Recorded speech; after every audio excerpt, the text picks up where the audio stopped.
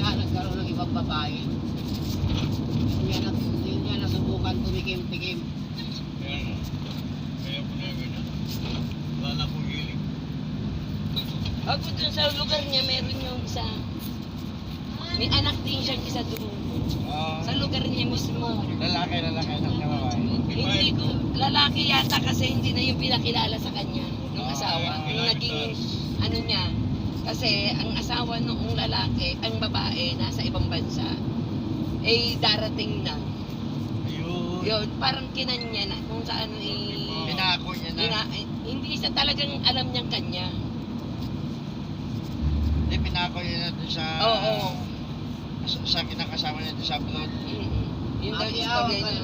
huwag kalimutan yung... Umalis siya buntis ka mo, gano'n. Oo.